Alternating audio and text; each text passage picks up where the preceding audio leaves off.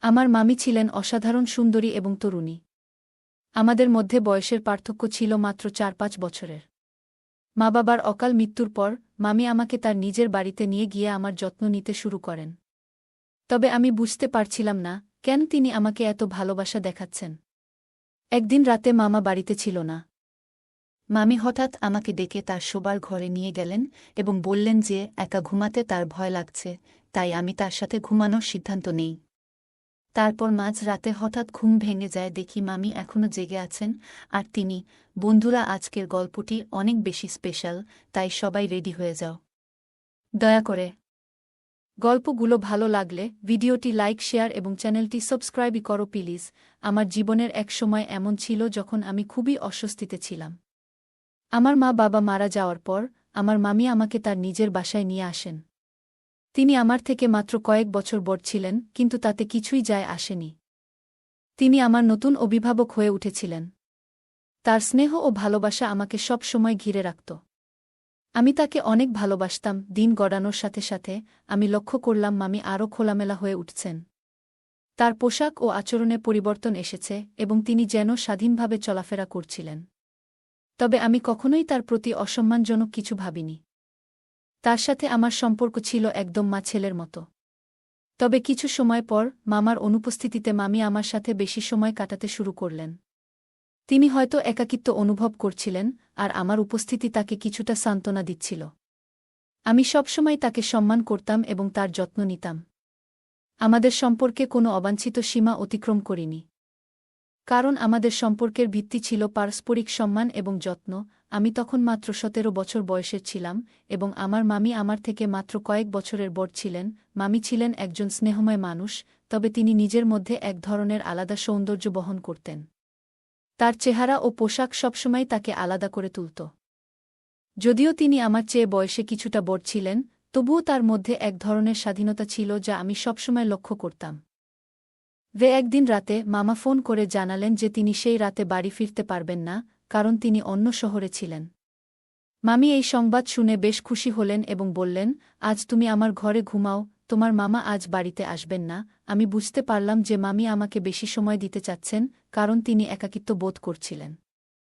যদিও আমার মনে তখন অনেক অস্বস্তি ছিল, তবুও আমি তার প্রস্তাবে সম্মতি জানালাম। আমার মামি সবসময় আমার প্রতি যত্নশীল ছিলেন।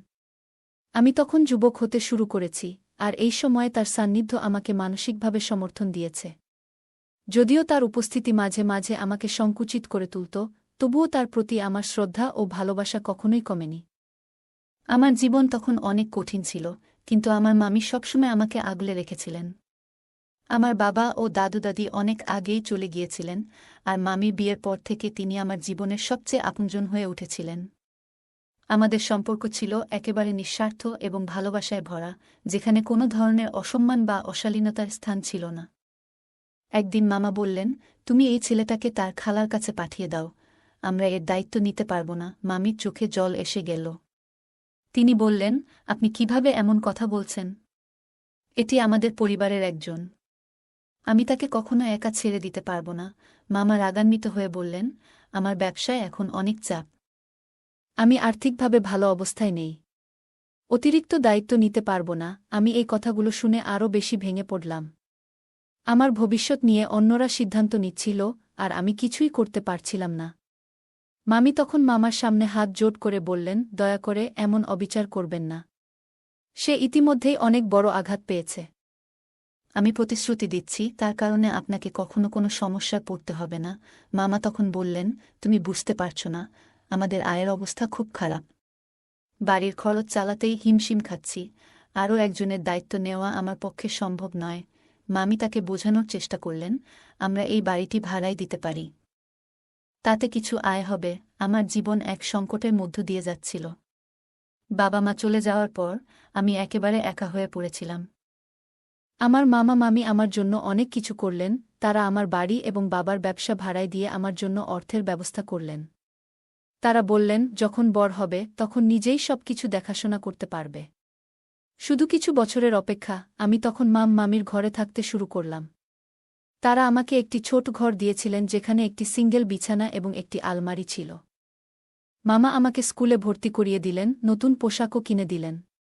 তবে আমি সবসময় চুপচাপ থাকতাম। পড়াশোনায় মন বসত না, কারণ সারাক্ষণ মা বাবার কথা মনে পড়ত। একদিন আমি নিজের ঘরে বসে কাঁদছিলাম। মামি এসে আমাকে দেখে কাছে টেনে নিলেন এবং সান্ত্বনা দিতে লাগলেন। তিনি বললেন, তুমি চিন্তা করো না, সময়ের সাথে সাথে সব ঠিক হয়ে যাবে। তার কথা শুনে কিছুটা স্বস্তি পেলেও আমার মনের মধ্যে সবকিছু অস্বাভাবিক লাগছিল। মামি আমার কাঁধে হাত রেখে সান্ত্বনা দিতে লাগলেন, কিন্তু আমার মনে তখনও কিছু একটা অস্বস্তি কাজ করছিল। আমি দ্রুত মামির থেকে সরে আসতে চাইলাম, কারণ আমার মনের মধ্যে এক ধরনের অজানা সংকোচ তৈরি হচ্ছিল। মামি কিছুক্ষণ ধরে আমাকে সান্ত্বনা দিয়ে কথা বলছিলেন, কিন্তু আমি তার থেকে পিছু হটতেই তিনি একটু বিরক্ত হয়ে গেলেন। তারপর তিনি আমার পোড়া হাতটা দেখে বললেন, এটা তো খুব গভীর ক্ষত, ওষুধ লাগাতে হবে। আমি তাকে বললাম, না, আমি নিজেই লাগিয়ে নেব। তারপর থেকে মামির আচরণ কিছুটা বদলে গেল। আমি তাকে আগের মতো সহজভাবে নিতে পারছিলাম না, কারণ তার আচরণে কিছু অস্বাভাবিকতা ছিল যা আমাকে অস্বস্তিতে ফেলেছিল। একদিন মামি বাড়ির কাজ শেষ করে আমার পাশে বসতেন সান্ত্বনা দিতে। তিনি মাঝে মাঝে কাঁধে বা পিঠে হাত বুলাতেন, আর আমি বিরক্ত হয়ে সরিয়ে দিতাম। একদিন রেগে বললাম, মামি, আমি ঠিক আছি, মেনে নিয়েছি। পড়াশোনা করতে চাই, দয়া করে একা থাকতে দিন। আমার রুক্ষ কথায় তিনি চুপচাপ চলে গেলেন এবং বললেন, রাতে তোমার জন্য বিরিয়ানি বানাবো। আমি মাথা নেড়ে বললাম, না, যা আছে তাই খেয়ে নেব। আপনার বাড়িতে থাকতে পারছি, এটাই যথেষ্ট। বুঝে গিয়েছিলাম মা বাবার স্নেহ আর ফিরবে না। মামি তখন বললেন, তুমি আমার সবচেয়ে কাছের মানুষ, আমি তোমাকে একা ছেড়ে দিতে পারব না। এরপর তিনি ঘর থেকে বেরিয়ে গেলেন। রাতে মামা বাড়ি ফিরে বিরিয়ানি দেখে বললেন, আমি তো বলেছি আমাদের পরিস্থিতি বুঝে চলতে হবে। কেন এভাবে অতিরিক্ত খরচ করতে হবে? মামার কথায় আমি বিরিয়ানি খাওয়ার আগ্রহ হারিয়ে ফেললাম। আমি এ বাড়িতে থাকলেও মামার ব্যবহার আমাকে খুবই অস্বস্তিতে ফেলত। আমার আর ইচ্ছে করত না তার সাথে একসাথে বসে খেতে। মামি যখন দেখলেন আমি প্লেটে বিরিয়ানি নিলাম না, তখন তিনি বললেন, বসো, খেয়ে নাও।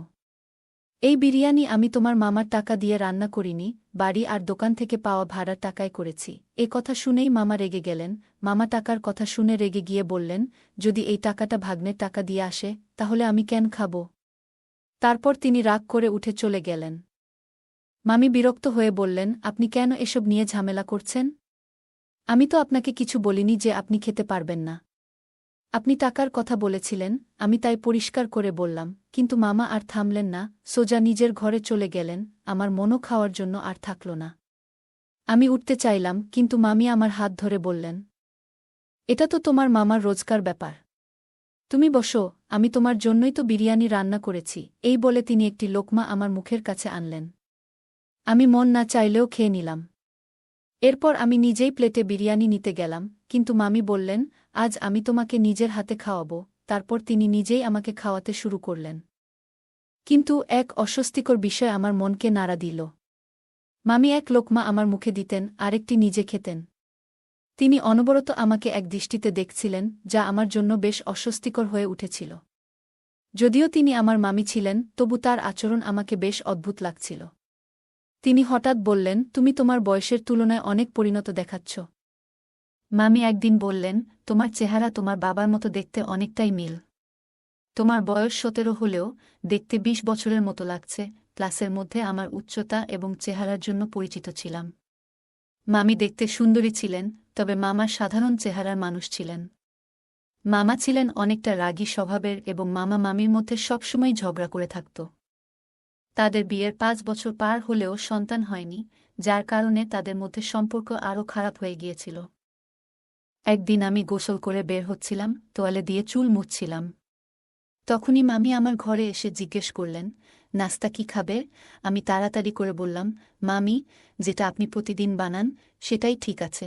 চুল তখনও ভেজা ছিল, তাই তোয়ালে বিছানায় ফেলে আমি চিরুনি দিয়ে চুল ঠিক করছিলাম, কারণ স্কুলে দেরি হয়ে যাচ্ছিল। মামি তখন বললেন, তুমি নিজের দিকে একটুও খেয়াল রাখো না, এবং বলেই আমার হাত ধরে আমাকে বিছানায় বসালেন। তারপর তোয়ালে নিয়ে আমার চুল মুছতে লাগলেন। ব্যাপারটা আমার কাছে অদ্ভুত লাগল, কারণ আমি তখন ছোট ছিলাম না যে আমার সবকিছু মামি করবেন। আমি যখন মামিকে থামাতে যাচ্ছিলাম, ঠিক তখনই দরজা খুলল এবং মামা সামনে এসে দাঁড়ালেন। মামার চোখ লাল হয়ে গেল, মনে হচ্ছিল তিনি খুব রেগে গেছেন। তিনি চিৎকার করে বললেন, তোমার কাছে এসবই গুরুত্বপূর্ণ? আমার জন্য তোমার সময় নেই? বাইরে এসো, আমাকে নাস্তা দাও। এটা বলে তিনি চলে গেলেন। আমি মামিকে বললাম, আমি নিজেই আমার চুল শুকাতে পারব। আপনি মামাকে নাস্তা দিন, তারপর তোয়ালে তার হাত থেকে নিয়ে বিছানায় ফেলে দিলাম। নিজের চুল ঠিক করে ব্যাগ তুলে নিলাম এবং নাস্তা না করেই ঘর থেকে বের হতে গেলাম। কিন্তু দরজার কাছে পৌঁছে হঠাৎ থেমে গেলাম, কারণ ঘরে মামা মামি ঝগড়া করতেছিলেন। মামা মামিকে বলল, তুমি এখন অন্যরকম হয়ে গেছ। কুনাল আর ছোট বাচ্চা নয় যে তুমি তার ঘরে হুট করে ঢুকে পড়বে। সে এখন বড় ছেলে, আর তুমি তার ঘরে যাচ্ছ, এমন কাজ করছ যা তুমি আমার সঙ্গেও কখনো করনি। এরপর মামা একটি এমন সত্যি কথা শোনালেন যা শুনে আমার মাথা ঘুরে গেল। কিছুক্ষণ আমি হতবাক হয়ে দাঁড়িয়ে রইলাম। এটি এমন একটি ঘটনা ছিল যা আমি কখনো ভাবিনি। যাই হোক, আমি গেট দিয়ে বাইরে বেরিয়ে এলাম। আমার পা স্কুলের দিকে এগোচ্ছিল, কিন্তু আমার মাথায় অন্য কিছু ঘুরছিল। কিছুতেই আমি পুরো ব্যাপারটা বুঝতে পারছিলাম না। এক সময় মনে হলো হয়তো মামা মিথ্যা বলছেন। যা তিনি ভাবছেন তা আসলে ঘটেনি। হয়তো তিনি রাগের মাথায় এসব কথা বলছেন। দিনভর স্কুলে আমার মনোযোগ ছিল না। ক্লাসে উপস্থিত থাকলেও আমার চিন্তা ছিল অন্য কিছু নিয়ে। বাড়ি ফিরে আমি বিষয়টি নিয়ে গভীরভাবে ভাবলাম। তারপর সিদ্ধান্ত নিলাম, যত দ্রুত সম্ভব আমাকে নিজের পায়ে দাঁড়াতে হবে এবং এখান থেকে বেরিয়ে যেতে হবে। কিন্তু এরপর যা ঘটল তা আমার জন্য অনেক বড় ধাক্কা ছিল। প্রতিরাতে মামি আমাকে দুধের সাথে বাদাম খেতে দিতেন এবং বলতেন, এটা খেয়ে ঘুমাতে যাও, তোমার মাথা আরও তীক্ষ্ণ হবে। প্রতিদিন আমি বাদাম খেয়ে দুধ পান করতাম।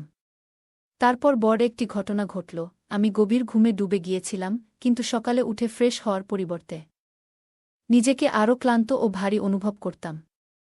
যখন আমি দুধ পান করতে অস্বীকার করতাম, তখন মামি আমাকে ধমক দিয়ে বললেন, এটা মামার টাকায় আনা নয়, তোমার বাবার বাড়ি আর দোকান ভাড়ার টাকায় কেনা হয়েছে, যাতে তোমার শরীর খারাপ না হয়। আমি বললাম, আমার ইচ্ছে করছে না। কিন্তু তিনি আমার কাঁধে হাত রেখে দুধের গ্লাস আমার মুখের সামনে ধরে বললেন, সাবাস, দুধটা খেয়ে নাও। বাধ্য হয়ে আমাকে সেই গ্লাসে দুধ পান করতে হলো। আমার পরীক্ষার সময় ঘনিয়ে আসছিল, তাই আমি রাতে পড়াশোনা করার সিদ্ধান্ত নিলাম। মামি তখন ঘর থেকে চলে গিয়েছিলেন। আমি দরজা বন্ধ করে বই খুলে বসেছিলাম।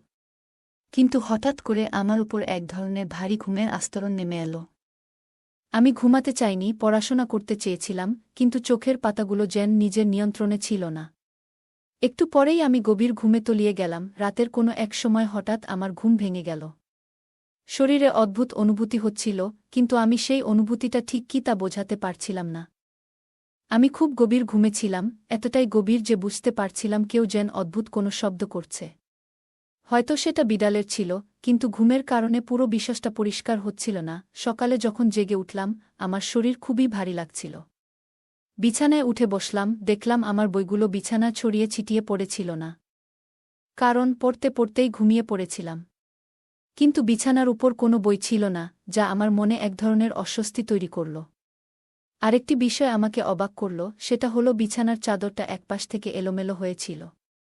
আমার মাথা তখনও একটু ঘুরছিল, ঘুমের ভাব পুরোপুরি কাটেনি। ওয়াশরুমে গিয়ে ঠান্ডা পানিতে মুখ ধুয়ে নিজেকে একটু সতেজ করলাম।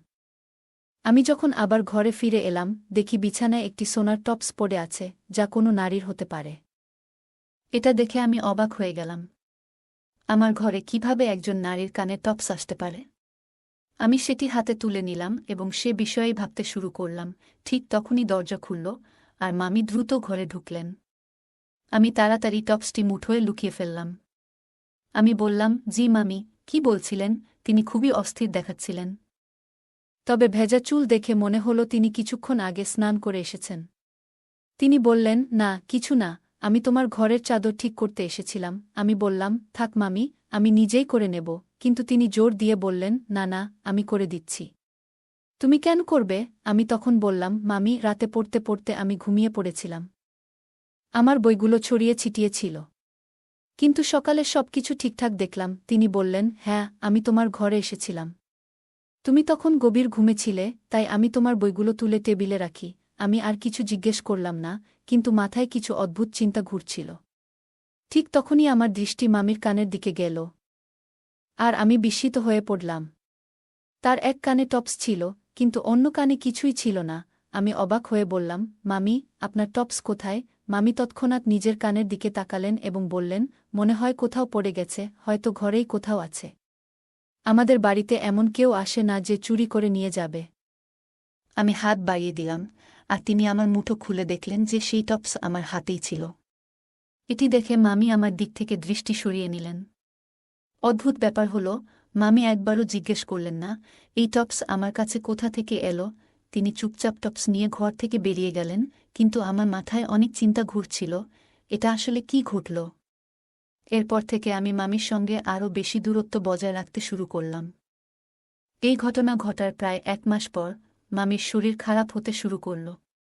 তিনি যা খেতেন বা পান করতেন তা আর হজম হতো না। সারাদিন তিনি শুয়ে থাকতেন, কাজও করতে পারতেন না। মামা পুরো বিষয়টা নিয়ে খুবই অস্থির ছিলেন এবং বললেন, তুমি জানো, তুমি অসুস্থ হলে পুরো বাড়ি অগোছালো হয়ে যায়। চলো, তোমাকে ডাক্তারের কাছে নিয়ে যাই। কিন্তু মামি বললেন তিনি ডাক্তার দেখাবেন না, বাড়ির ওষুধেই সেরে উঠবেন। 3 দিন কেটে গেল, কিন্তু মামির স্বাস্থ্যের কোনো উন্নতি হল না। আমি বললাম, মামি, আমি আপনাকে হাসপাতালে নিয়ে যাচ্ছি, কিন্তু তিনি অস্বীকার করলেন। তবে যখন তার অবস্থা আরও খারাপ হল, তখন মামা তাকে জোর করে ডাক্তারের কাছে নিয়ে গেলেন। ডাক্তার দেখানোর পর যখন তারা বাড়ি ফিরলেন, মামার প্রচণ্ড রেগেছিলেন। উঠানে ঢুকেই মামির সঙ্গে তর্ক শুরু করলেন। তিনি চিৎকার করে বললেন, আমাকে বলো, তুমি এই অপরাধ কখন করেছ? তুমি কিভাবে আমার সঙ্গে এমন করতে পারলে?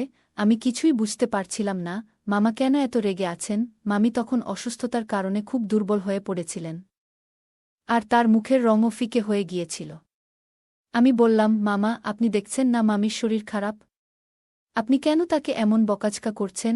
আমার কথা শেষ হওয়ার আগেই মামা আমার মুখে একটি জোরালো চড় মারলেন। মামা রেগে ফেটে পড়ে বললেন, এই সমস্ত ঝামেলার মূল তুই। তোর লজ্জা নেই? নিজের মামির সঙ্গে এমন কাজ করছিস? এ কথা শুনে আমি স্তব্ধ হয়ে গেলাম। আমি বললাম, আপনি এসব কি বলছেন? মামা বললেন, এই হলো আসল সত্যি। আমি কিছুক্ষণ চুপ থেকে বললাম, এটা তো আপনার স্ত্রী। যদি তিনি মা হতে চলেন তাহলে আপনার খুশি হওয়া উচিত। এতদিন ধরে আপনি নিঃসন্তান ছিলেন, আর এখন যদি আল্লাহ আপনাকে সন্তান দান করেন, তাহলে আপনি আনন্দিত হওয়ার বদলে উল্টো আমার উপর দোষারোপ করছেন। আপনি ঠিক আছেন তো? মামি আমার মাসুম। আমি কিভাবে এমন কিছু করতে পারি? এটি অসম্ভব। আমার কথা শেষ হতেই মামা বললেন, আমি সন্তান জন্ম দেওয়ার ক্ষমতা রাখি না। আমি এক নিঃসন্তান পুরুষ। আর সে তোমার মামি, তোমার মা নয়। আমার সামনে নিষ্পাপ সাজতে এসো না। যা কিছু তোমরা দুজন করেছ, আমি কখনো এই মহিলাকে আমার জীবনে আর রাখতে পারব না। আমি বুঝতে পারছিলাম না, যেন আমার মাথায় কেউ বোমা ফাটিয়ে দিল। এ ধরনের কথা সেই দিনই মামা মামির সঙ্গে বলেছিলেন যখন আমি স্কুলে যাচ্ছিলাম। সেই সময় আমি থেমে গিয়েছিলাম, কিন্তু এই কথাকে এত গুরুত্ব দিইনি। ভেবেছিলাম মামা রাগের মাথায় বলছেন। আসল সত্যি এমন হতে পারে না। আমি তখনও এই চিন্তাগুলো থেকে মুক্তি পাইনি যখন মামা মামিকে তালাক দিয়ে বললেন, এখনই বেরিয়ে যাও এখান থেকে। মামা আমাদের দুজনকে জোর করে বের করে দিলেন। মামি তখন কাঁদতে কাঁদতে ভেঙে পড়ছিলেন। সেই মুহূর্তে আমি কোনো প্রশ্ন করতে পারিনি, তাই মামিকে নিয়ে আমি আমার বাড়িতে চলে এলাম। সেখানে ভাড়াটিয়াদের 2 দিনের সময় দিলাম বাড়ি খালি করার জন্য। আমি মামিকে নিয়ে ঘরে বসেছিলাম, কিন্তু বুঝতে পারছিলাম না কিভাবে কথাটা শুরু করব। আমি বললাম, আপনি হয়তো আমাকে এমন কিছু খাইয়ে অপরাধে জড়িয়েছেন। কিন্তু কেন? হ্যাঁ, আপনি আমার মা নন, কিন্তু আমি আপনাকে সবসময় মায়ের মতোই সম্মান দিয়েছি। কেন আপনি এমন কিছু করলেন? আমি সবসময় মামিকে মায়ের মতো সম্মান দিয়েছি, কিন্তু তিনি কোনো উত্তর দিলেন না। কেবল আমাকে এক অদ্ভুত দৃষ্টিতে দেখতে লাগলেন। ভাড়াটিয়ারা চলে গিয়েছিল, আর সেই বাড়িতে শুধু আমি আর মামি ছিলাম। আমি মামিকে বললাম, এই ভুল মিটিয়ে ফেলুন। আমি কোনো সম্পর্ক মানি না, আমি কিছুই বুঝি না। তবুও মামি কোনো উত্তর দিলেন না। কয়েক মাস এমনই কেটে গেল, কিন্তু যখন তাদের বাড়িতে একটি কন্যা সন্তানের জন্ম হল, তখন তারা তার ডিএনএ পরীক্ষা করালেন এবং সেটা তার স্বামীর সঙ্গে মিলে গেল। এরপর মামি আমাকে পুরো সত্যি বললেন। তিনি বললেন, আমার স্বামী নিঃসন্তান ছিলেন, তবে তার চিকিৎসা সম্ভব ছিল। কিন্তু তিনি কখনো চিকিৎসা করাতে রাজি হননি। আমি গোপনে তাকে হাকিমের ওষুধ খাওয়াতাম, আর ওষুধ খাওয়ার পর তিনি সম্পূর্ণ নিয়ন্ত্রণ হারিয়ে ফেলতেন। তাই আমি তোমাকে ঘুমের ওষুধ দিতাম, যাতে তুমি ঘর থেকে বের না হও। এই বাচ্চাটি আমার স্বামীর সন্তান। আমি জানতাম, তাকে আগে থেকেই বোঝাতে পারতাম না। তাই আমি তাকে বলেছিলাম, এই সন্তান তোমার, তুমি চাইলে ডিএনএ পরীক্ষা করিয়ে নাও। যদি প্রমাণ হয় যে সে তোমার সন্তান নয়, তুমি আমাকে তালাক দিতে পারবে। কিন্তু যদি সে তোমার সন্তান হয় তাহলে আমাকে তোমার স্ত্রীর মতো গ্রহণ করবে। তালাকের সময়ও মামা বলেছিলেন, যদি এই সন্তান আমার না হয় তবে আমি তালাক দেব। এখন যখন প্রমাণিত হয়েছে যে এই মেয়ে তার সন্তান, তখন তালাক কার্যকর হয়নি। মামা মামিকে ফিরিয়ে নিতে আসছিলেন, কিন্তু আমি যাওয়ার প্রস্তাব প্রত্যাখ্যান করলাম। আমি বললাম, আমি আমার বাড়িতে একাই থাকতে পারব, আমার বাবার ব্যবসাও সামলাতে পারব। আমি চাই না আমার জন্য আপনার জীবন কোনো সমস্যায় পড়ুক। মামি আমাকে বললেন, যদি তুমি ভাবো আমি তোমার সঙ্গে কোনো ভুল করেছি, তা সত্যি নয়। আমি তোমাকে সবসময় আমার ছেলের মতোই ভালোবেসেছি। সেই দিন যে টপস পরেছিল সেটা সম্ভবত আমি তোমার বই তুলতে গিয়ে ফেলে দিয়েছিলাম। কিন্তু এখন সব ভুল বোঝাবুঝি দূর হয়ে গেছে, তবুও আমি মামির কথায় রাজি হলাম না এবং আমি নিজের বাড়িতে থাকার সিদ্ধান্ত নিলাম। আমার যা সঠিক মনে হয়েছিল আমি সেটাই করেছিলাম। গল্পটা কেমন লাগলো জানাতে ভুলবে না। আরও মজার মজার রোমান্টিক গল্প শুনতে চাইলে ভিডিওটি লাইক, শেয়ার এবং চ্যানেলটি সাবস্ক্রাইব করতে এবং বেল আইকনটি ক্লিক করতে ভুলবে না। ধন্যবাদ।